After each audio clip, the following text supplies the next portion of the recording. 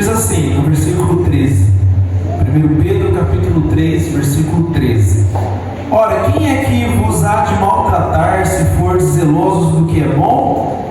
Mas ainda que venhais a sofrer por causa da justiça, bem-aventurados sois.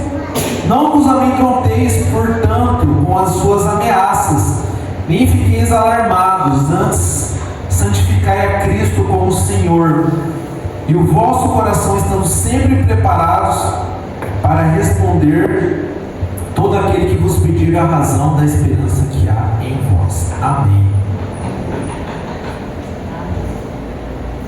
O título dessa mensagem dessa noite é influenciar e não ser influenciado. Por que esse título? Nós estamos há alguns dias falando sobre o poder da influência, de nós influenciarmos as pessoas, e nós viemos falando disso, sobre nós não fugirmos dos nossos dons também, nós vivermos os nossos dons que Deus nos deu. E agora, continuando um pouco sobre essa linha de raciocínio, esse título ele fala sobre isso. A palavra desta noite ele vai falar sobre como nós podemos influenciar e não ser influenciados.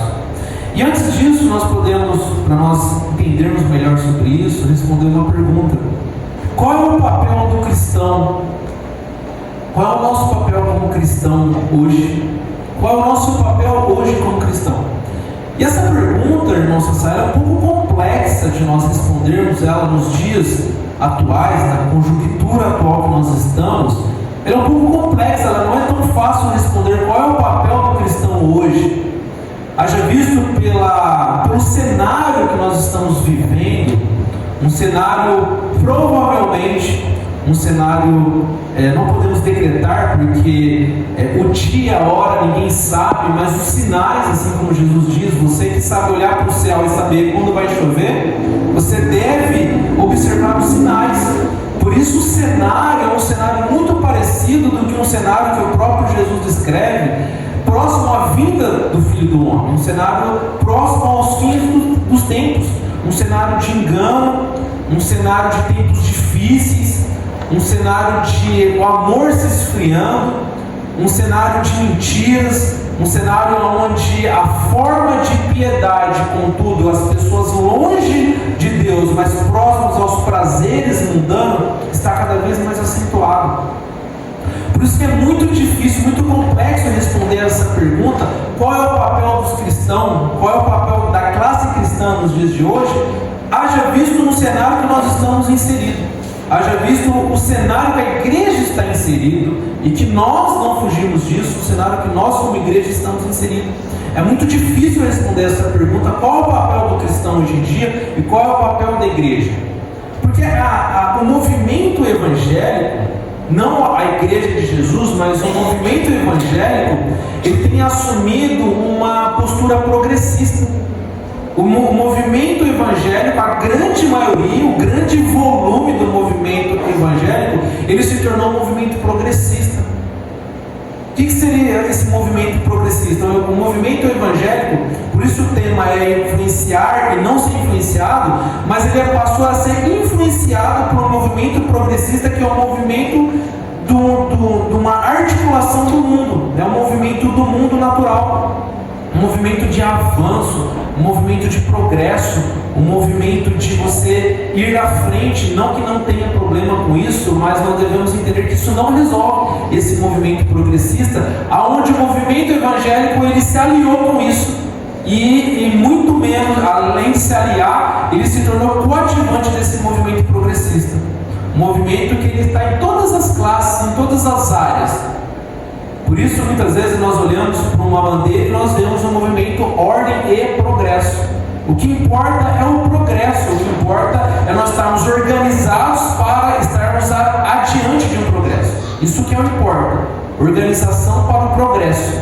Não é uma ordem e justiça, ordem e louvor a Deus, ordem e justiça, pelo menos. Não que nós somos um estado teocrático, guiados por Deus, mas nos próprios movimentos políticos e a própria conjuntura mundana, ela não tem mais esse espaço para a igreja ser protagonista.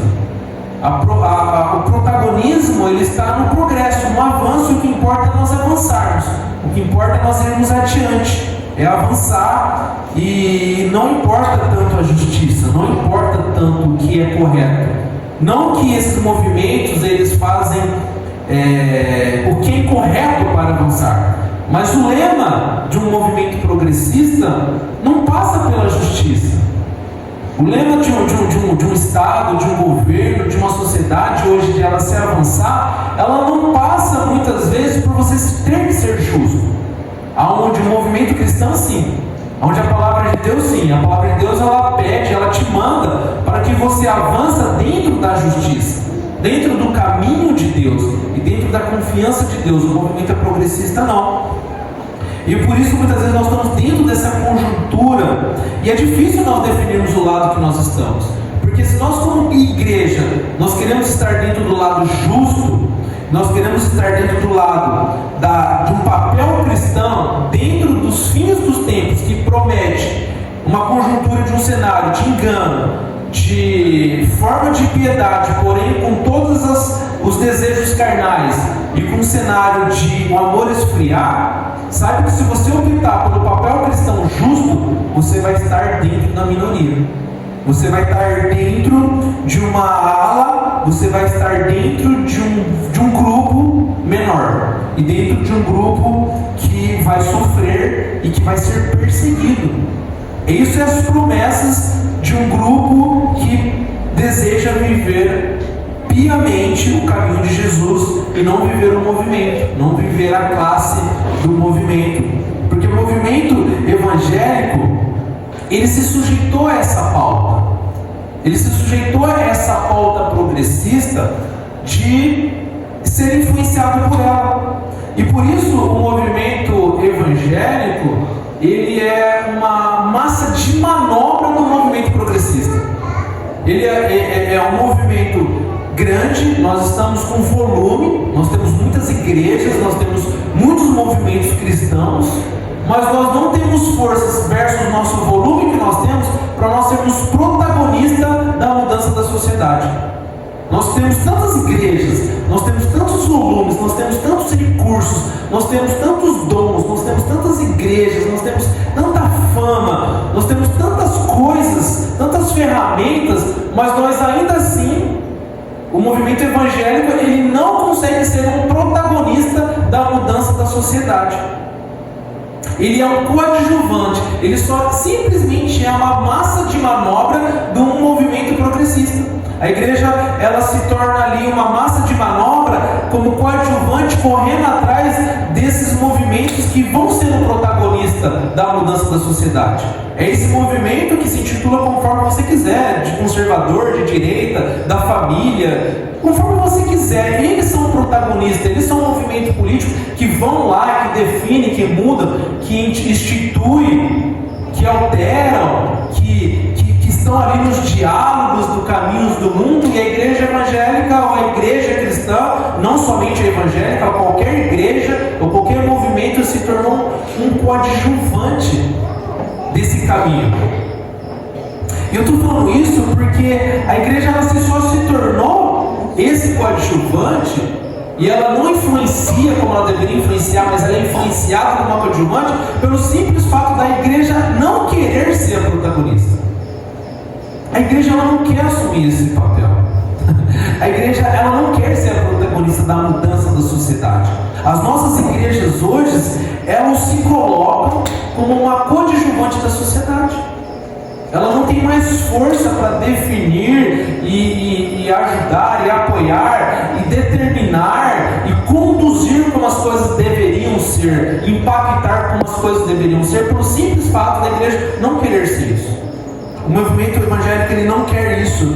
Ela não quer se protagonizar porque ela não quer ser ativa pelo volume que ela tem. O volume cristão ele está na pauta. O grande volume do movimento evangélico ele está na pauta progressista. O que importa é a positividade, o que importa é o progresso. O que importa é você ter, importa você estar progredindo, importa você estar avançando, custe o que custar. Por isso os movimentos evangélicos estão repletos de conceitos de autoajuda. Por isso o movimento evangélico ele tá repleto da cura e da libertação. Por isso os movimentos evangélicos eles estão cheios do evangelho coach, da autossuficiência. A palavra ela ainda existe, mas para um fim diferente, que não seja a glória de Deus, que não seja a influência, não seja o protagonismo. Agora o movimento evangélico ele usa a palavra para que você possa utilizar dela para que você tenha um progresso seu. A palavra ela vai ser uma ferramenta, ela vai ser um apoio para você conseguir os benefícios que você possa ter. O autoajuda, a autossuficiência, se você usar a palavra, você mentalizar, você usar esses princípios, você vai conseguir, você vai avançar. Por isso os movimentos eles estão meio que misturados, não tem mais assim uma diferença. O católico canta música cristã, gospel, o gospel canta música, porque virou tudo a mesma coisa, é tudo a mesma ideia. O que importa é progredir, é progressismo, é progresso. O sertanejo canta música gospel e a gente acha lindo um sertanejo cantando uma música gospel, o gospel canta sertanejo, porque virou uma coisa só. A gente não está mais se achando, a gente não vê mais o protagonismo, a gente não vê, ali é a mudança, ali é o correto, ali é o justo, esse aqui está errado, esse aqui está certo, porque virou uma coisa só. Virou protagonismo, progressismo, movimento evangélico, política e música, virou uma coisa só. Virou um lance só, ficou uma coisa, sabe, mas todo mundo se dialogou, todo mundo entrou num grande diálogo de progresso para onde nós devemos ir, num grande consenso, e aqui estamos nós, sendo conduzidos pelo mundo, sendo conduzido por alguma mente, que não é a mente cristã. Porém não é a maioria, porém não são todos. São quase todos, quase todos, mas não todos, mas a maioria, a grande maioria, o grande conglomerado da igreja está dentro dessa pauta, uma pauta de avanço, uma pauta que você tem que progredir. Por isso a igreja ela avançou, por isso a igreja se adaptou, por isso muitos púlpitos defendem a atualização bíblica, a atualização da palavra. O formato diferente, muitas vezes para me escandalizar tanto, eu posso pegar a palavra, mas eu não altero a palavra, mas eu altero para o fim que ela vai levar. Não mais para a glória de Deus, mas é o fim do benefício humano, o fim do prazer da criatura e não do Criador. E aí nós estamos dentro dessas mudanças, desses progressos e dessas positividades, desses progressismo. E haja visto que o problema maior disso, irmãos, é que Deus não muda. O grande problema disso é que isso e Deus não combinam. Isso e a palavra de Deus não tem fundamento. Porque a própria palavra diz, Malaquias 6, ele diz, eu sou o Senhor e não mudo. Tiago, ele decreta e ele fala, pois todo dom perfeito, toda boa dádiva desce direto dos pais dos céus, como não tem nem sombra de variações e nem mudança. Todo dom perfeito, toda boa dádiva desce direto do alto, direto do Pai das luzes, onde não há sombra de variações e não há mudança. O nosso Deus é imutável. Ele é um Deus que Ele é. Por isso Moisés, quando ele indaga, quem é você? Quem é o Senhor? Quem eu digo que está me enviando? Ele diga, eu sou. Jesus, Ele é. Ele não muda, Ele é o caminho, a verdade e a vida. Ele é e ponto final. Deus, Ele é imutável. O homem muda, mas não, Deus não muda. É por isso esse movimento não combina. É por isso esse movimento ele não é protagonista. Porque ele não quer ser protagonista, porque ele quer progredir, ele quer mudar, ele quer avançar. Isso pegou todas as áreas das religiões, todas as áreas. É mais emoção e menos palavra, e menos razão. Nós perdemos a capacidade de argumentação. Por isso, esse texto que nós lemos, ora, quem vos há de maltratar se for zeloso de que é bom? Mas se ainda que venhas a sofrer por causa da justiça, bem-aventurados, não vos amedronteis. Nós estamos cheios de crentes medrosos, de medo. o medo do sofrimento, o medo do embate, o medo do argumento, porque nós estamos fracos. Os púlpitos, eles são fortes de recursos, são fortes de aparelhamento, são fortes muitas vezes de grana, são fortes muitas vezes de eloquência, são fortes muitas vezes da atmosfera, mas contudo na pauta, contudo progressista, muita emoção, menos palavra.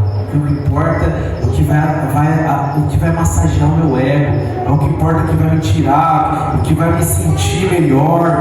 E nós perdemos a capacidade da argumentação e nós somos menos influentes e nós somos mais influenciáveis. Nós somos cada vez mais influenciados. Por isso essa teoria do amor pegou. Mas Deus não é amor, não tem que amar. Só que esse mesmo Deus do amor, ele fala para nos levarmos ao arrependimento. O amor sim é um sacrificial, você ir atrás, você buscar, você viver lá no mundo com a finalidade e com a motivação de trazer as pessoas ao arrependimento. E essa segunda parte nós estamos perdendo.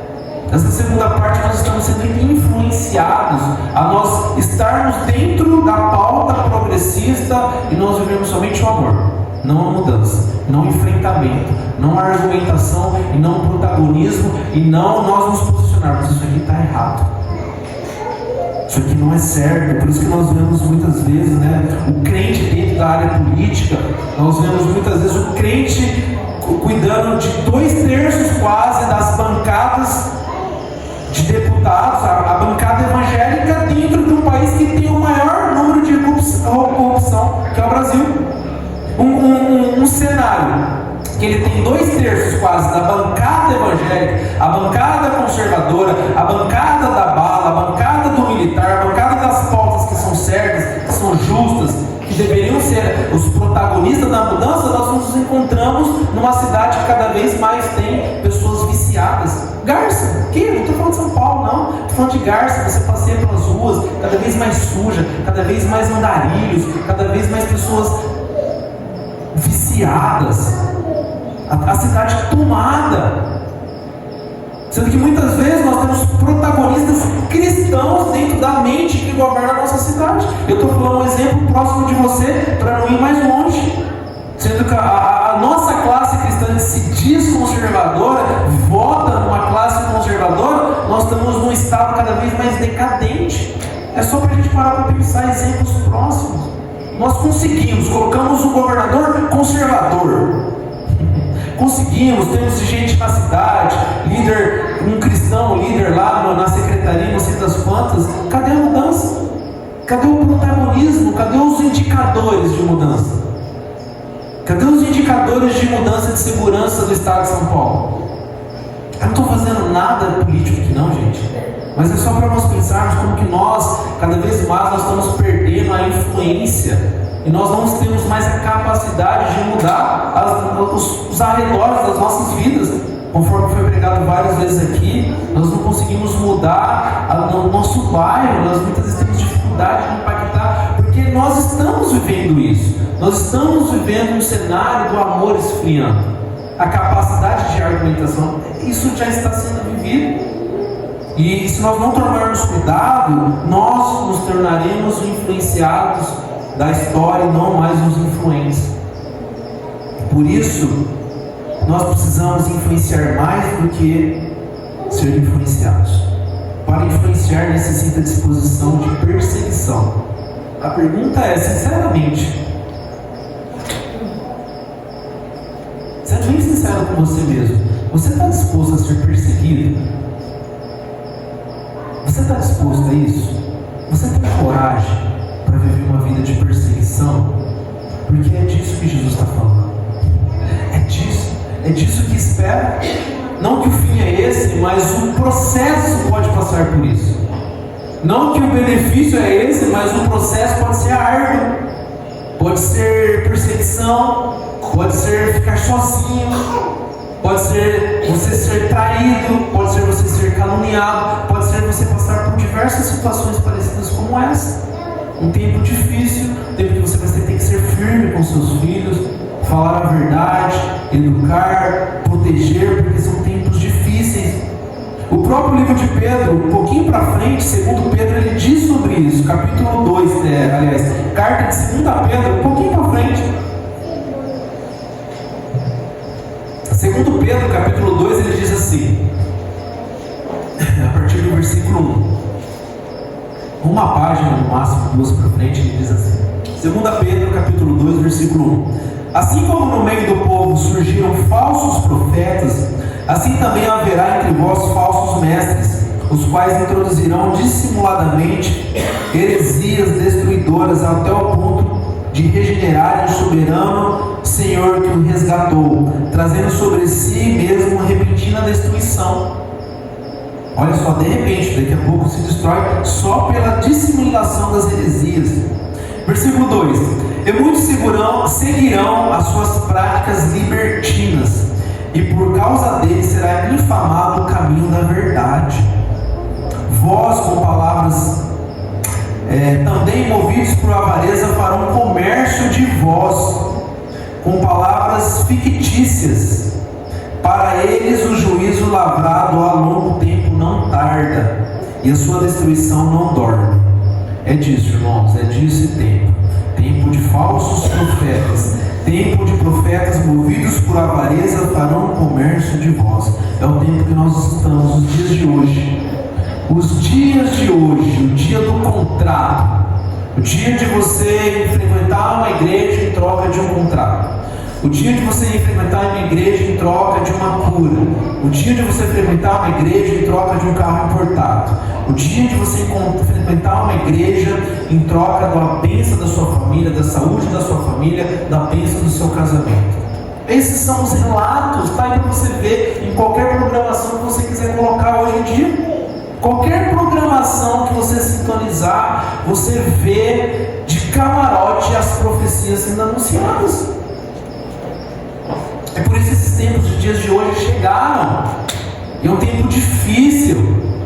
Um tempo difícil, pois a Bíblia diz: pois nos últimos tempos haverão tempos difíceis, pois as pessoas serão presunçosas, avarentas, caluniadoras, traidoras, mais amantes dos prazeres de si do que amantes dos prazeres de Deus, tendo contudo forma de piedade, ou seja, parecendo com Deus, pessoas com forma de Deus, pessoas que falam como cristãos, com tudo cheio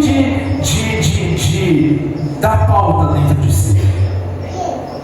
Por isso, no livro de Mateus, quando o inquirido Jesus, no livro de Mateus capítulo 24, quando Jesus estava chegando em Jerusalém, ele diz: Jerusalém, Jerusalém, a qual você mataste os profetas e apedrejastes aqueles que eu enviei. Quantas vezes eu quis colocar você debaixo das minhas asas.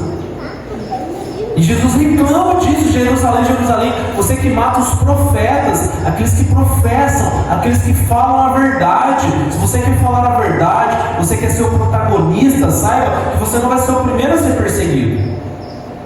Os profetas que profetizaram, professaram a verdade, falaram contra a idolatria de Israel, falaram contra a idolatria do povo, do mundo, foram apedrejados, foram perseguidos, foram jogados dentro de um poço, assim como Jeremias foi, assim como todos foram perseguidos. Quantos profetas não foram, quantos mártires da verdade não foram mortos por causa da palavra de Deus? Jerusalém, Jerusalém, você que mata os profetas e apedrejam aqueles que eu enviei. E aí ele começa no capítulo 24, usando os discípulos, agora ainda pela pauta progressista, os discípulos enraizados na sua religião, os discípulos ali idólatras da religião. Eles falam: calma, calma, Jesus, para com essa deprê, para, Jesus, para com esse negócio de Jerusalém, Jerusalém, mata os profetas. Olha aqui as construções do templo, olha só essas belas colunas, essas belas portas, olha o que nos espera, olha o que nós temos, olha o nosso povo, olha a nossa grandeza, olha os nossos recursos. Jesus fala: não sobrará pedra sobre pedra. Aí sim eles caem em si, eles falam para Jesus: tá bom, Jesus, e aí? Quando que haverá de acontecer essas coisas? Quando? Quando? O que vai acontecer? Quando haverá? Quando que será o fim dos tempos? templos e Jesus responde: cuidado que ninguém vos engane, pois haverá guerras, rumores de guerras, terremotos e guerras e rumores de guerras, mas isso não é o fim. Cuidado que ninguém vos engane, por aquele ainda, pois serão odiados, serão perseguidos por amar a minha palavra, e por se esfriar o amor de quase todos, e por aumentar os falsos profetas, o amor de quase todos se esfriará, mas aquele que perseverar, e o engano aumentará, mas aquele que perseverar até o fim, esse será salvo. É o cenário de hoje, irmãos. É o cenário de hoje. Quase todos. A pauta evangélica, o movimento evangélico, ele está lutando uma luta que não é de Jesus. A classe evangélica, muitas vezes que nós admiramos, e a classe considerada madura, ela está na pauta que Jesus não pede para nós nos preocuparmos. Muitas vezes nós vimos, a pauta do movimento evangélico se preocupar da onde Jesus fala para você não se preocupar. A pauta evangélica gosta muito de olhar para os rumores de guerras. Ela gosta de olhar para os rumores de terremotos, pandemias, rumores de guerras. Mas o que Jesus fala para nós nos preocuparmos e falar qual que é o real problema é o engano.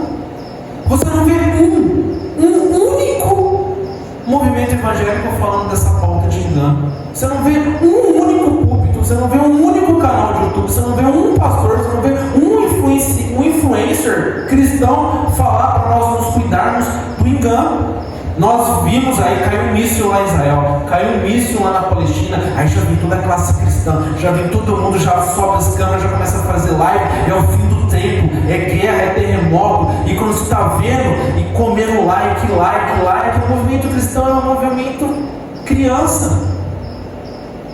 Começa a falar dos rumores de guerra, começa a argumentar a história, começa a falar, e Jesus em Mateus 24 ele não fala disso, ele fala isso são os princípios das dores, ele inclusive fala, não se preocupe com os rumores de guerras, não se preocupe com os terremotos, cuidado que ninguém vos engane. O cuidado que ele pede para você se preocupar, para a igreja dele se preocupar, é com o engano, é ali que está o problema. É ali que está a mente diabólica, é ali que está a mente progressista, é ali que está o problema do cristão. É o progressismo, é o positivismo, é você estar ali dentro, com tudo numa inércia e não percebendo que você está sendo enganado, não percebendo, ou muitas vezes não querendo encarar que você precisa sair dessa bolha. E isso é uma pregação que não é muito popular. Não é uma pregação de volume, não é uma pregação de movimento, é a pregação de Jesus. É uma pregação que nos prepara para os fins dos tempos. Cuidado que ninguém vos engane, porque nós estamos dentro dessa classe, nós estamos dentro desse movimento, nós gostamos de seguir isso, nós somos inclinados, sabe? Poxa vida, guerra, será que agora? Qual é o pastor que está falando disso? É esse, é aquele, agora esse pastor está falando de terremoto, ele fez uma ligação com essa profecia, olha só. Nós gostamos de ser crentes de YouTube. Passa o YouTube para mim, eu quero seguir a sua igreja, eu quero seguir as pregações de YouTube. Muitas vezes nós perdemos a argumentação, nós perdemos a capacidade de argumentarmos, de ser protagonistas, de influenciar, porque nós não queremos influenciar. Nós não queremos viver o mundo que Jesus pediu para nós vivermos. Nós queremos ser crentes de YouTube, ouvir pregações de YouTube, crentes de influencers, crentes de podcast, crentes do mundo gospel. Mas é porque eu não posso na igreja, então eu tenho que ouvir no YouTube, tá? É porque vai vir uma visita, porque eu estou trabalhando, muda de trabalho. Você não confia em Deus? Mas é porque chegou uma visita, leva a sua visita para a igreja. Você não tem capacidade de influenciar? Você não é o protagonista da história de deixar de ir para uma igreja e não conseguir conduzir uma visita, deixar de viver a igreja porque você não pode, porque o mundo impôs alguma coisa que te impede de você viver o melhor da sua vida, que é você viver com Cristo? Por que nós não vivemos o que Deus manda? Porque nós não somos protagonistas. A pandemia, ela foi um grande ensaio. A pandemia, ela foi o grande teste para a humanidade. A pandemia, ela teve a capacidade de colocar um teste para saber o quanto a humanidade está disposta a viver uma negação de Jesus. A pandemia, ela conseguiu te controlar, tirar de onde você queria, conseguiu tirar você da igreja, ela tirou você do mercado, ela tirou de você de ir nos grandes shows, ela tirou você de ir na cidade, ela tirou de você de assistir um jogo de futebol, ela tirou de você ir comprar e vender, e você se sujeitou a mudar sua estrutura molecular, sua estrutura de DNA, para poder viver o que o mundo progressista te oferecia. Nós nos sujeitamos a colocar um experimento dentro de nós que mudasse a nossa estrutura, e não é nem uma apologia a nada, mas um fato, para nós podermos vivermos o que nós precisávamos, a ir no estádio de futebol, a ir no supermercado, a ir a algum lugar, na cidade. E saiba que esse movimento, pelo menos essa estrutura, ela vai ser a pauta da fim dos tempos. A Bíblia diz que no final dos tempos o sinal da besta estará envolvido com a capacidade sua de comprar e vender. Da mesma forma, na pandemia que você se sujeitou a receber algo, receber uma mudança no seu DNA, dependendo do estilo da proteção que você teve, o fim dos tempos ele vai estar relacionado a isso. O fim dos tempos vai estar relacionado à sua capacidade de você poder comprar e vender. E para você poder fazer isso, para você poder ir ao supermercado, você poder ir a um estádio de futebol, para você ir num teatro, você vai ter que ter um sinalzinho. Que contudo, esse sinal, ele requer que você negue a Jesus Cristo, para você continuar indo ao seu supermercado. Por isso, esse cristão e esse evangélico, esse movimento evangélico, ele tem capacidade, nós estamos preparados para nós sermos o protagonista e nós sermos perseguidos para esse tempo. Nós temos estrutura, nós temos coragem, nós temos preparação para nós não sermos enganados, porque o que Jesus prega é: cuidado que ninguém vos engane. Essa é a instrução de Jesus. Cuidado, que ninguém nos engane. Esse é o nosso papel, de nós não sermos influenciados, nós não cairmos no mundo, nós não cairmos na mente do mundo progressista. E o nosso problema é justamente isso: está tudo misturado, está tudo igual, a gente não sabe onde é movimento, aonde não é. Nós consumimos conteúdo cada vez mais decorrente de lavagem de dinheiro. O nosso maior consumo da classe mundana é um consumo de conteúdos decorrentes de financiamentos de lavagem de dinheiro. Não estou falando que você não deve consumir, porque senão realmente você vai ficar fora do mundo, mas nós devemos estar cientes que isso não deve ser tudo que nós devemos consumir. O maior protagonismo e o maior influenciador de financiamento do mundo musical é a lavagem de dinheiro, é o crime organizado. O maior financiador dos esportes, do futebol, é o crime organizado, a lavagem de dinheiro. Nós não temos mais hoje patrocínio da Casa Bahia, das lojas 100. Quem patrocina o grande futebol hoje é as casas de aposta, é as bet da vida, é não sei o que, é a maior lavagem de dinheiro. As músicas, o funk, o sertanejo, as TVs, as novelas, o conteúdo que nós consumimos são fruto de uma lavagem de dinheiro. E é claro que isso comprovadamente. E é claro que eu não estou falando para você jogar sua TV fora, não estou falando mais para você não assistir um jogo, não estou falando mais para você não ouvir uma música, mas nós precisamos estar cientes qual é a mente que está nos levando. E muitas vezes nós, como os cristãos que devemos influenciar, nós vivemos imersos nessa cultura. É o que nós consumimos apenas: música, o esporte. E o que é? Nós estamos nos alimentando para nós nos prepararmos para nós não sermos enganados. Por isso nós vemos uma cantora sertaneja cantando uma música gospel, nós adoramos isso, achamos isso legal. Nós vemos um jogador com uma faixa cristã, mas esse jogador com a faixa cristã com Jesus Cristo é o suficiente para nós acharmos que ele é cristão, só que ele não consegue ser um protagonismo, que ele está inserido de um cenário de lavagem de dinheiro criminal. Nós não conseguimos a cantora gospel, que tem uma parceria com uma cantora sertaneja, ela ser uma protagonista de enfrentar o sistema que ela vive dentro de um sistema que está sendo iniciado pelo crime. E nós vamos vivendo isso, achando isso bonito, e vamos consumindo isso, achando que isso é legal, e estamos dentro do movimento progressista sem perceber. Porque nós não, muitas vezes, debruçamos na palavra de Deus, nós não obedecemos Deus, nós não nos alimentamos do conteúdo de Jesus Cristo, nós não vivenciamos o que Jesus manda. Nós queremos um movimento progressista, nós queremos muitas vezes a cura, nós queremos a libertação, nós queremos o contrato, nós queremos o YouTube, nós queremos o podcast. E somos muitas vezes fracos. Embora nós tenhamos volume, nós não temos protagonismo.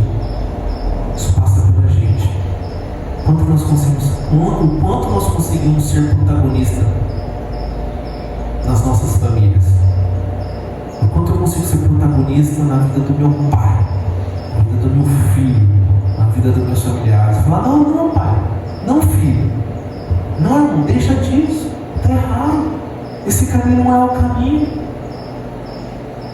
Não é por aí. Quantas vezes nós não temos coragem, nós não temos força, nós não temos argumento, assim como Pedro diz, conforme nós lemos: antes santificai a Cristo, como lemos no 1 Pedro 13, no versículo 15. Antes santificai a Cristo como Senhor em vossos corações, estando sempre preparados para responder a todo aquele que vos pedir a razão da esperança que há em vós. E muitas vezes isso vai passar por sacrifícios, muitas vezes isso vai passar por você ser forte, você dar um bom testemunho, você ser justo quando todo mundo é errado, você ser uma pessoa honesta quando todo mundo é desonesto, você ser uma pessoa organizada, você ser diligente, você ser fiel, você ser submisso quando todo mundo está falando para você não ser isso, para você ser um destaque, para você começar a poder ser um protagonista. E você se destacar para que as pessoas alguma hora perguntem para você: de onde que vem sua fidelidade? De onde vem sua força? De onde vem sua fidelidade? O que te leva a você domingo após domingo, com tudo que você passa? O que faz você ir nessa igreja, com toda a história que essa igreja tem? O que faz você continuar nos casamentos? O que faz você continuar? Para você estar preparado para explicar a razão que há de vós. Por isso nós devemos. Mas ainda que venhais a sofrer por causa da justiça, bem-aventurados sois. Não vos amedronteis, portanto, com as suas ameaças, nem fiqueis alarmados. Antes santificai a Cristo como Senhor em vossos corações, estando sempre preparados para responder a todo aquele que vos pedir a razão da esperança que há em vós. Irmãos, para influenciar nós temos que estar preparados para a perseguição. A pregação de Jesus, a pregação mais famosa lá em Mateus 5, que todo mundo ouve, todo mundo gosta, toda igreja prega, toda igreja já pregou o sermão, os montes da bem-aventurança. E a pregação de Jesus, ela é o seguinte, em Mateus 5. A pregação de Jesus, a primeira pregação de Jesus é assim: vendo Jesus as multidões, subiu, no Mateus capítulo 5, versículo 1. Vendo Jesus as multidões, subiu ao monte, e como se assentasse, se aproximaram-se os seus discípulos. E ele passou a ensiná-los, dizendo: bem-aventurados os humildes de espírito, porque deles é o reino dos céus. Bem-aventurados os que choram, porque serão consolados. Bem-aventurados os mansos, porque herdarão a terra. Bem-aventurados os que têm fome e sede de justiça, porque serão fartos. Bem-aventurados os misericordiosos, porque alcançarão a misericórdia. Bem-aventurados os limpos de coração, porque verão a Deus. Bem-aventurados os pacificadores, porque serão chamados filhos de Deus. Bem-aventurados os perseguidos por causa da justiça, porque deles é o reino dos céus.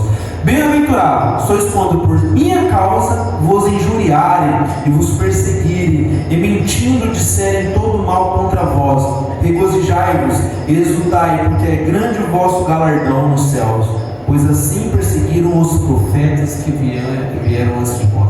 A passagem de Deus é um Deus que não muda, é o Deus que é o mesmo Deus, pois eu sou Deus e não mudo, pois não há sombra de variação e não há mudança. O mesmo Deus que fala: Jerusalém, Jerusalém, você que maltrataste e apedrejaste apedrejaste os profetas, é o mesmo Deus que fala: pois perseguiram os profetas que vieram antes de vós. É o mesmo discurso, é a mesma instrução, é o mesmo encorajamento.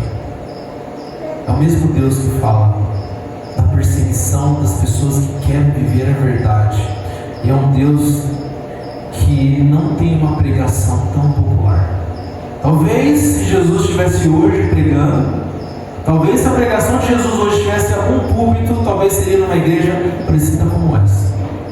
Talvez essa pregação de hoje, ela não seria popular.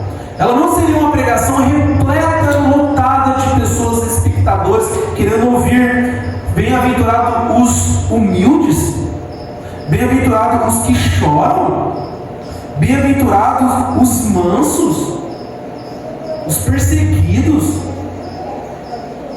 Isso é a pregação de Jesus. Humildes, aqueles que se submetem voluntariamente, os que choram, aqueles que choram não após de cometer o pecado, mas aqueles que choram porque se veem na sua limitação, se examinam e sabem quanto são estruturados no pó, e choram por dentro porque sabem que somos perversos, que vêm pensamentos ruins, e muitas vezes nós não queríamos ter esses pensamentos. Assim como Paulo diz: o mal que eu não queria fazer eu faço, por isso esmurro meu corpo. É esse chorar. O chorar é a postura de ser manso, ainda assim você sendo justo, ainda assim você fazendo as coisas certas, ainda você tendo a razão, ainda você tendo o direito. Você, pela glória de Deus, você abre o seu direito, você abre mão do seu direito, você é manso. É disso que Deus prega. É esse discurso que não tem demanda no movimento evangélico. É um discurso que não tem demanda no movimento evangélico progressista. É um movimento que está na pauta, um movimento que está vivendo a onda do mundo. É a pregação de Jesus. Só que a recompensa é: bem-aventurados os perseguidos por causa da justiça, porque deles é o reino dos céus. Bem-aventurados sois quando por minha causa vos injuriarem. Coloca seu nome aqui. Sois quando por minha causa vos injuriarem, vos perseguirem e mentindo disserem todo mal contra vós. Regozijai-vos, isso é um motivo de alegria. Exultai, porque é grande o vosso galardão nos céus, pois assim perseguiram os profetas que vieram antes de vós. Irmãos, a nossa recompensa é essa. O que essa igreja entrega é Jesus Cristo. O que essa igreja entrega, na verdade, é uma ajuda ao caminho para você ser forte, para você não ser enganado. O que essa igreja entrega é muito mais do que esse mundo. O que a palavra de Deus entrega através dessa igreja, através das mentes dessa igreja, é o caminho a Jesus. O caminho muitas vezes árduo, o caminho muitas vezes que vai passar por humildade, por choro, perseguição, mansidão, mas tem a recompensa, o reino dos céus. Regozijai-vos, exultai, porque grande é o vosso galardão nos céus. Pois de vocês, pois de nós é o reino dos céus. A pergunta é a mesma: qual é o seu papel como cristão? Qual é o seu papel na sociedade? Depende qual é a sua motivação.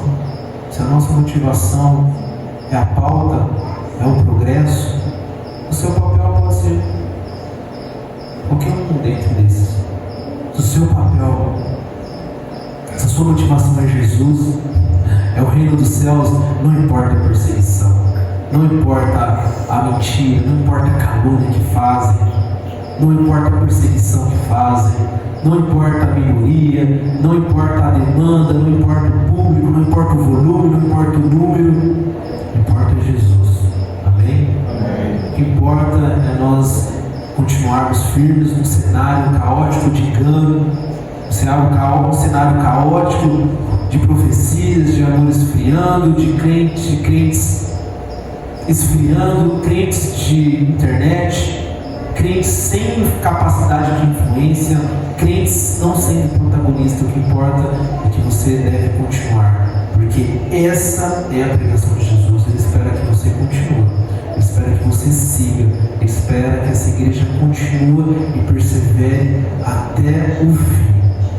Pois aquele que perseverar até o fim será salvo.